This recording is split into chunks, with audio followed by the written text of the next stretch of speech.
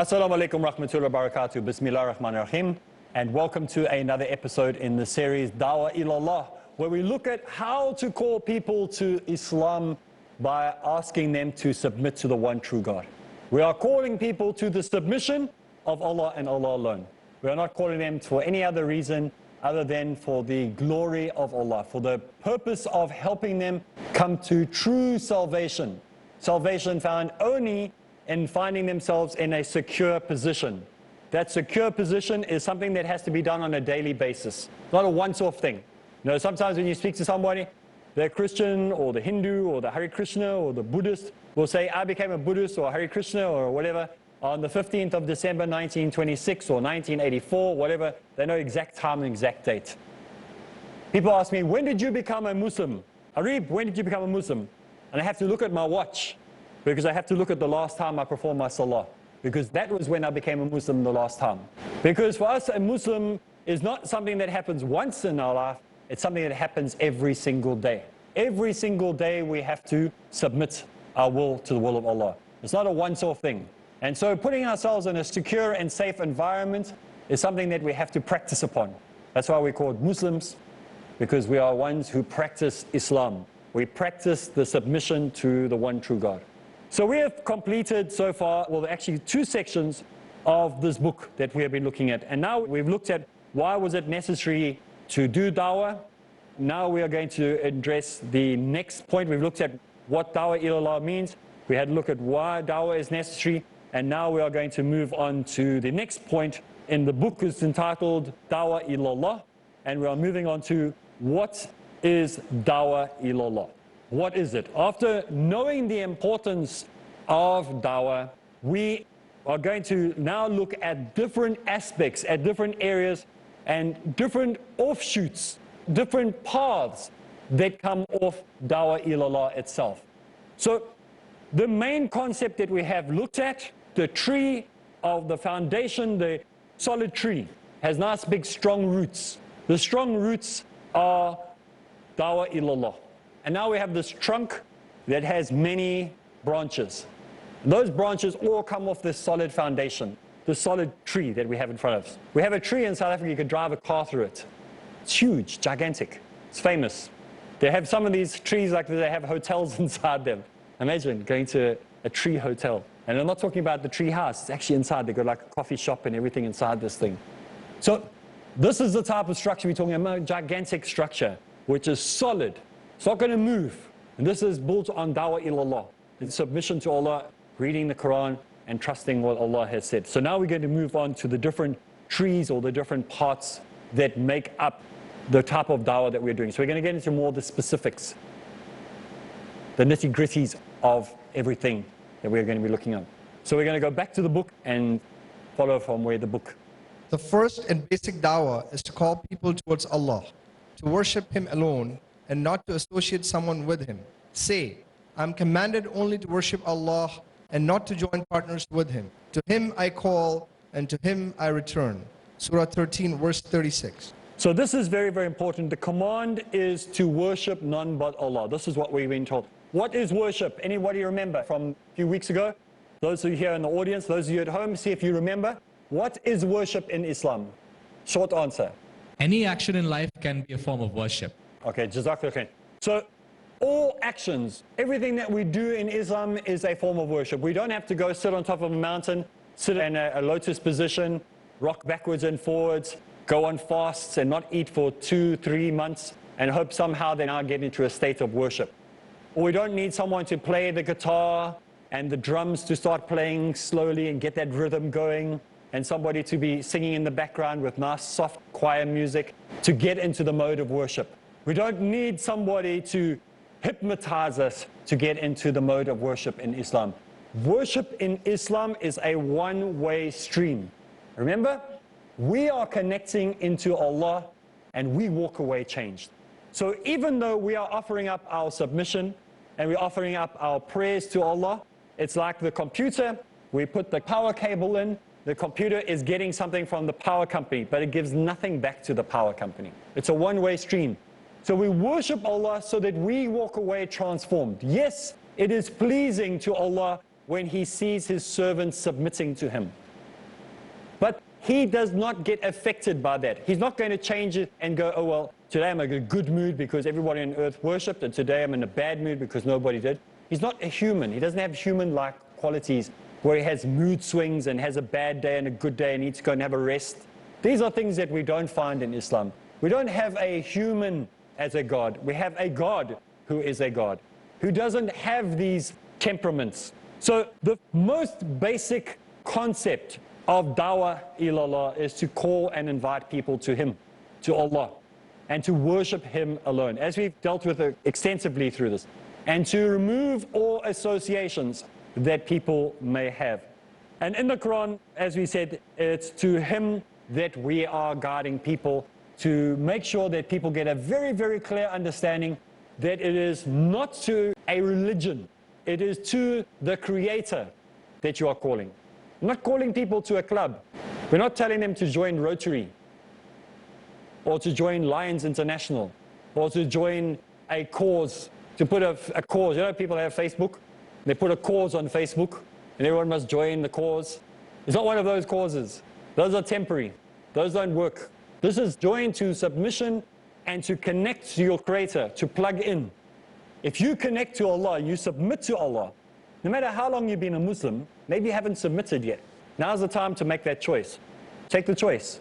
You had the opportunity to go back to La La Land and pretend everything was fine and just stay ignorant. Or you could wake up and realize what it's all about. And then it requires you to change your life. But is it going to be better? Of course it's going to be better. You're going to wake up and you're going to realize, now I know. Why was I ignorant for so long? I remember when I swallowed that little pill. Not the gospel, the real pull. The pull out of darkness and into light. The pull that gave me the solution for humanity that is found in the Quran. The pull that we've spoken about when it said that Allah will lead us out of the darkness. And when I took that pull gave me an understanding of everything that was going on in my life. And I looked, how could I have believed this for so long? How could I have stayed ignorant? Because most of us are connected. We need to unplug. We need to wake up and really see what's going on in the world. And you will find that there is true life, true understanding of what the purpose of everything is once you submit to Allah. So remember, submission is not something that is done brain dead. It's thought goes into it. You have to connect, you have to think, you have to start asking questions. So it's very, very different. So in the Quran we've looked at, it says we mustn't join any partners. The idea is to call people to Allah, that we must submit to the call that Allah has given us, and that when we submit to that call to Him, we will return, inshallah. We all belong to Allah, and we'll all return to Him. Okay, do you want to read the next verse that we're dealing with in the section? Some other place, the Quran says the same thing in a different way. My Lord and your Lord is Allah, so worship Him. Surah Imran 51. So you see again in this verse here that the Prophet Muhammad ﷺ is showing us today that it's the same God as he was worshipping, receiving the message from, is the same God that we must worship, and so on and pass on. Our inheritance is not what property you leave behind. Our inheritance is not what bank balance you're going to leave behind for your kids. Our inheritance is what you're going to take forward and give your children, what you're going to raise your children like. My brother has a son, and they were looking for a name for his son. And they gave all sorts of names, and every time they gave me a name, I said no. Not that I had anything to do with it, but I don't know, for some reason they trusted my judgment. And every name they gave, I said no, it's not good enough, it's not good enough, not good enough. And they came to a name, and the name was Muhammad Amir, because I believe that he will grow into that name. Yes, lots of Muslims are called Muhammad, because we want to emulate the Prophet Muhammad ﷺ. That's why we will find in the Portuguese community, what do they like to call their children? Emmanuel, Jesus, because they want to emulate their prophet, or the prophet. So in Islam we want to emulate, so you'll find many, many people call their children by names of the prophets, or very, very important people in the history of Islam. And Amir because, inshallah, he will become an Amir of his people. This is a legacy that we're leaving behind. Not our wealth, not our money. What we're going to leave in that child. What is he going to become? What knowledge are you going to give him that will mean something? Money doesn't mean anything. Money comes and goes. Money is a means to an end. Most people who haven't got money say money, it means a lot to me. And people with too much money say, money doesn't mean anything. Yes, of course money means something. But it's a means to an end. It's not the beginning and end all of life. It doesn't have anything. It's just paper. It's just junk, really. When you really think about it, it's nothing. The legacy we need to leave behind that we see spoken here and what we understand by this text is that it is life-breathing, life-giving. It's time for us to take a break. When we get back from the break, we'll continue, inshallah.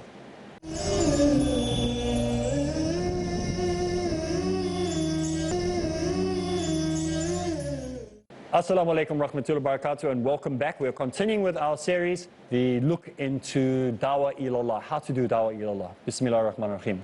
So we're now going to look at another ayah in the Quran, and so our brother will read it to us again, inshallah.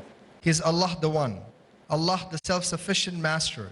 He begets not, nor was he begotten, and there is none co-equal or comparable unto him. Subhanallah. When we read that verse, that is so beautiful because it, sometimes we have these long arguments with people, and this just sums it all up. That he is the one and only. I mean, that should put joy inside of our hearts. It make us feel powerful. When some people put up their banners. In America, I don't get it. Americans, I really don't get this. Every time I go to America, I don't get it. I just don't understand what the flag is supposed to be doing. But Americans get they start to cry and tremble when they see a flag. I mean, I see a flag and it's like, it's a flag. And people get very emotional in America about a flag. Some countries like Britain, the minute they hear the national anthem, it's like the whole country comes to a standstill, because they're very patriotic with the national anthem. And maybe some countries like India and Pakistan, I mean, the cricket comes, everyone just stands to attention, It has the power to grab people. But when we hear this verse, this ayah, when it says, he is self-sufficient, the one and only, he is self-sufficient. He is Allah, the one, Allah the self-sufficient. It should bring that same feeling in us. We should be like an American who just wants to put flags everywhere. I went to this one place in Ohio, and literally you couldn't find the door because there were so many flags. There were little flags, big flags, long flags, small flags, everywhere. There's flags everywhere, American flags everywhere. I couldn't even see the house from the flags. But that's what they like. And we don't understand it. I suppose you have to be an American to understand that. But when we think of that passion that they have, I mean, they will build a flag like 10-story high building to put up. What are we doing when we think about Allah? He's the one and only. Every single day we have to submit our will to the will of Allah. It's not a once-off thing. And so putting ourselves in a secure and safe environment is something that we have to practice upon. That's why we're called Muslims, because we are ones who practice Islam. We practice the submission to the one true God. That's our flag. That is our motto.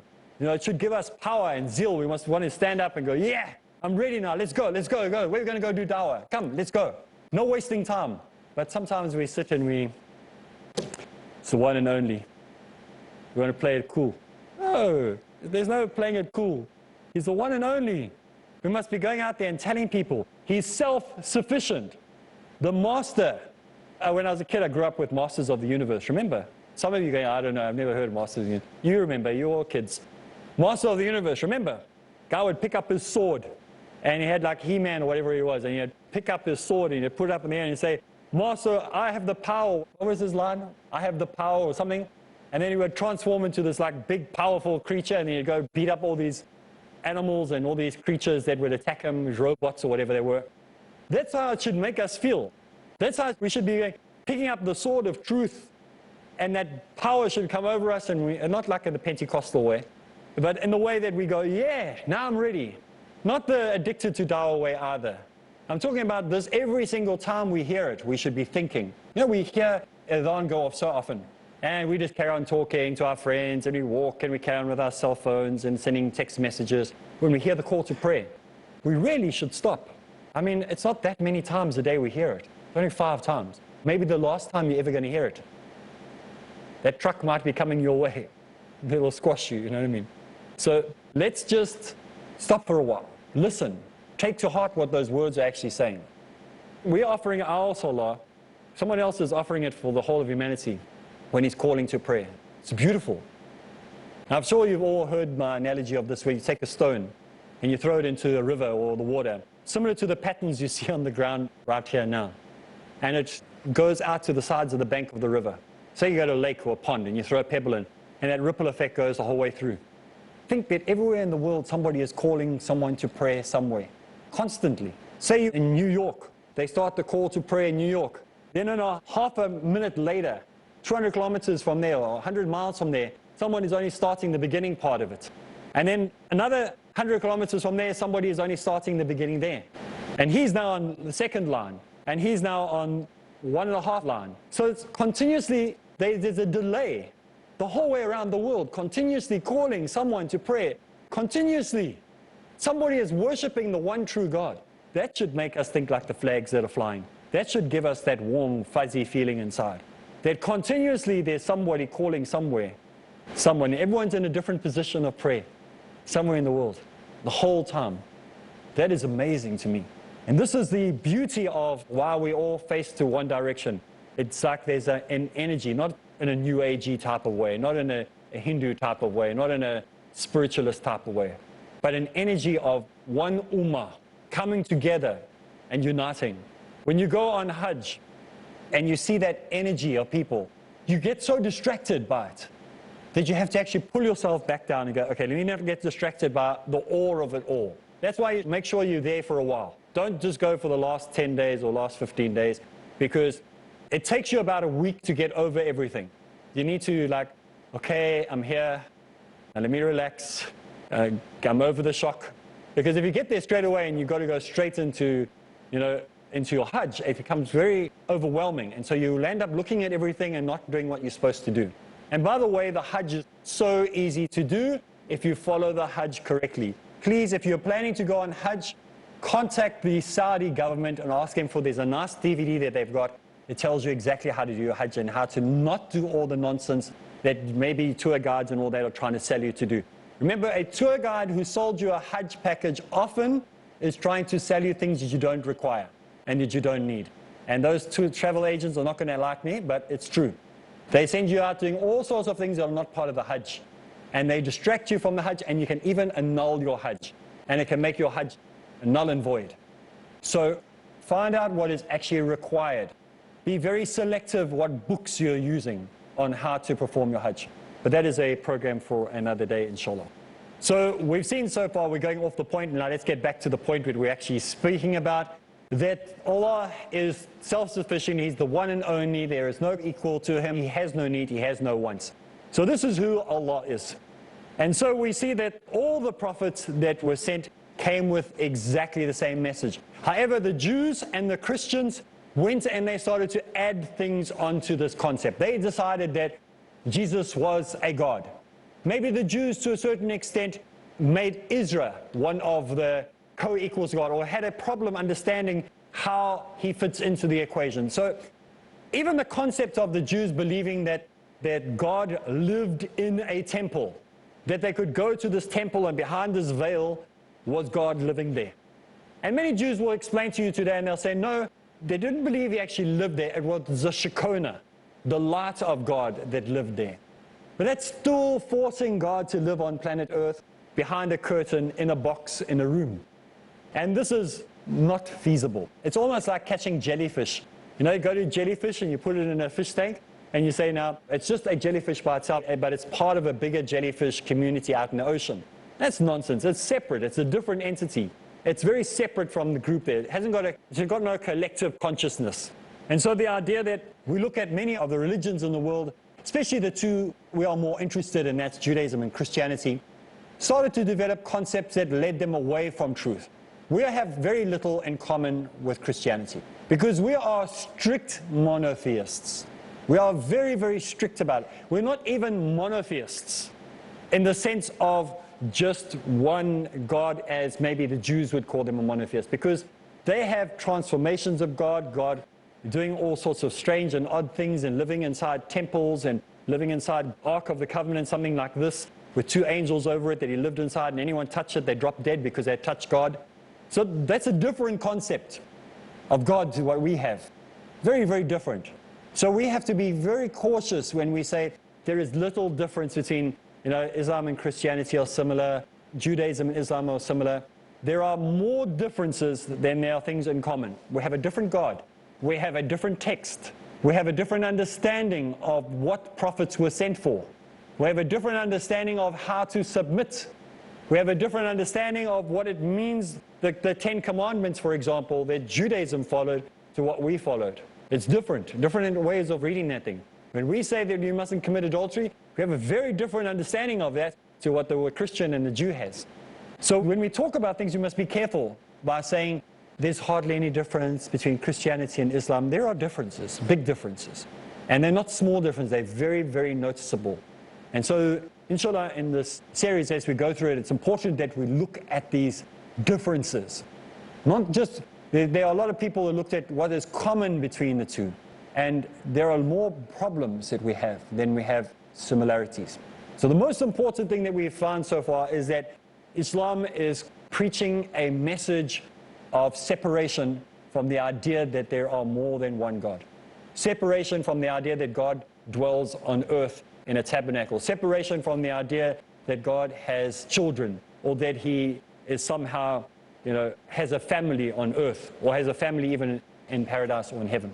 Well, that's all the time we have for today's program, so you're going to have to join in again, same place, next time with us in the studio, and myself, Areeb Islam. Assalamu alaikum wa rahmatullahi wa barakatuh.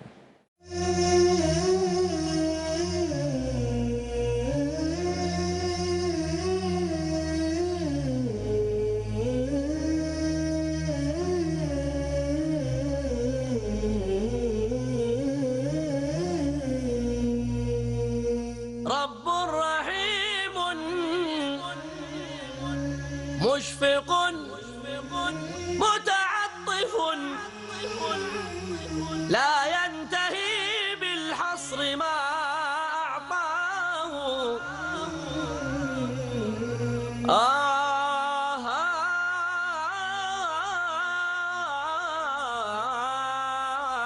رب رحيم مشفق متعطف